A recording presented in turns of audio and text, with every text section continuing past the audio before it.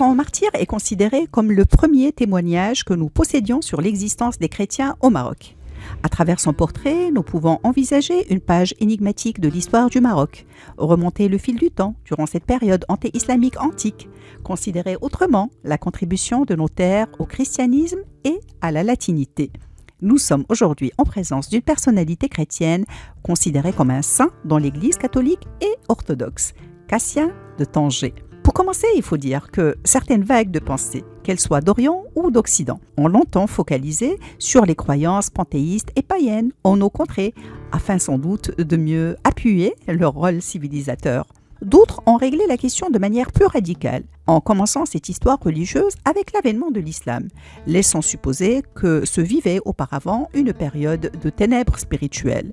Pourtant, bien avant l'arrivée des Vandales, la nomenclature des évêchés démontre la vitalité de l'Église d'Afrique. En guise de comparaison, le premier concile, réuni vers 220 à Carthage, regroupait 70 évêques d'Afrique, alors qu'au concile d'Arles, convoqué en l'an 314 par Constantin, soit près d'un siècle plus tard, étaient réunies seulement 16 églises gauloises. Sur cette même géographie de l'Église africaine à une date plus tardive, l'historienne Yvette Duval écrivait « Les actes de la conférence de Carthage en 411 permettent de fixer à 600 le nombre des évêchés africains qui dépassent en densité toutes les chrétientés occidentales, Italie comprise, pour ce début du 5e siècle.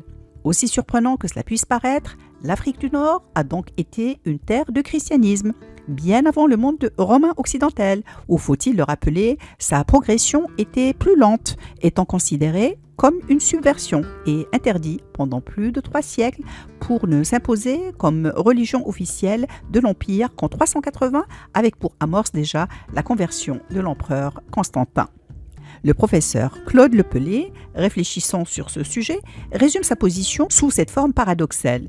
Le christianisme occidental n'est pas né en Europe, mais au sud de la Méditerranée. Là, il a donné de grands martyrs qui ont payé de leur vie, leur fidélité au Christ, et dont les récits de la Passion sont considérés comme les premiers du genre en langue latine. Dans leur ouvrage, Le Berbère, lumière de l'Occident, Vincent Serralda et André Huard écrivent « Évêques, prêtres, diacres, clercs et laïcs, centurions ou soldats, greffiers du prétoire comme saint Cassien ou exerçant les professions les plus diverses, tous montreront la même générosité dans le sacrifice suprême. Les uns seront livrés aux bêtes, consumés par le feu, décapités par l'épée, égorgés, d'autres torturés, déportés, relégués aux mines, mourant des suites de leurs blessures et de mauvais traitements. La Berbérie tout entière sera concernée, les persécutions auront lieu partout, car il y aura des catholiques partout. » Parmi ces nombreux martyrs figure donc Cassien de Tanger.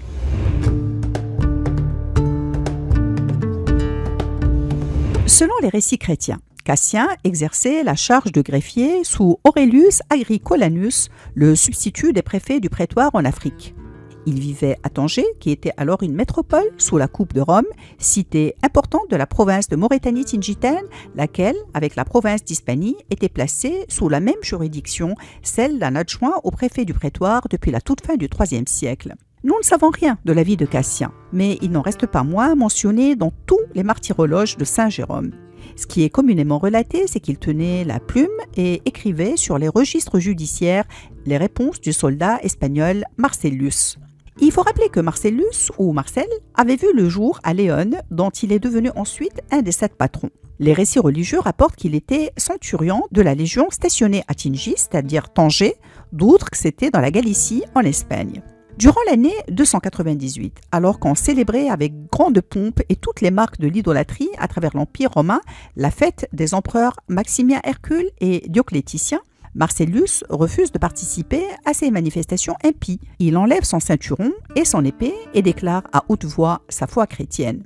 Il est donc déféré au tribunal à Tanger pour le jugement, où il fait preuve d'une fermeté inébranlable et d'une constance héroïque au point, lit-on dans les actes de son martyre, qu'il parut en ce moment être lui-même le juge de celui qui le jugeait. Cassien, qui consignait les échanges, aurait été ébranlé par la sagesse et par la justesse de ses réparties. Et quand la peine de mort a été prononcée contre lui, Cassien aurait exprimé son indignation face à l'injustice. Il aurait jeté sa plume et son encrier en renonçant à l'office de greffier. En plus de se révolter contre cette sentence, Cassien aurait été touché par la grâce, ce qui lui vaudra d'être arrêté et jeté dans les fers pour endurer à son tour le martyre. Peu de temps après l'exécution de Marcellus, il devait lui-même trouver la mort au mois de décembre de l'année 298 sous le règne de Dioclétien. La passion de Cassien est ainsi annexée à celle de Marcellus. D'ailleurs, l'église orthodoxe russe de Rabat abrite une icône des deux martyrs chrétiens. Mais quelques auteurs remettent en cause la véracité historique de certains récits hagiographiques et surtout l'annexion du destin des deux personnages. Dans son article paru sous le titre « Les origines chrétiennes en Mauritanie tingitaine », Raymond Touvenot rapporte que le révérend de La Haye a montré déjà que ce récit n'avait qu'une valeur historique très faible. Tous les éléments qui le composent, même des phrases entières, ont été empruntés à la Passion de Saint Marcel, le centurion espagnol. Comme le rédacteur ne savait presque rien de son personnage, pour lui faire une histoire, il a imaginé de lui faire jouer un rôle dans le martyre d'un autre saint martyrisé à Tanger et bien connu de lui. Ce qui reste de ses actes, c'est peut-être la profession de greffier de Cassien, certainement son origine tangéroise. Pour sa part, Jérôme Carcopino écrit dans son ouvrage Le Maroc antique, par une invention fabriquée de toutes pièces, la Passion a subordonné le martyre de l'excepteur Cassien à celui du centurion Marcel de l'armée d'Espagne. Une pure fiction, précise-t-il un peu plus loin, qui a transformé le tingitan Cassien en un fonctionnaire romain du gouvernement de l'Espagne, appelé par les devoirs de sa charge auprès du vice-préfet du diocèse à Tanger. D'ailleurs, la mémoire de Cassien est rappelée par le poète Prudence dans son hymne Liber Peristéphanon. Les vers sont traduits ainsi: Tanger, mausolée solennel des rois massiliens, présentera les cendres de son enfant Cassien qui soumit en foule les païens au joug du Christ. Il ressort de ces vers, tels que cela a été interprété par les spécialistes, l'idolâtrie des indigènes massiliens et la conversion des morts à la suite du martyre de Cassien, ce qui a permis d'envisager une autre datation pour le déroulement des événements durant la persécution de Valérien vers 257-259, voire durant la persécution de Septième Sévère. Il en ressort aussi, pour conclure, que cette ère n'était pas terra nullius en matière religieuse et qu'elle connaissait des croyances monothéistes bien avant l'avènement de l'islam.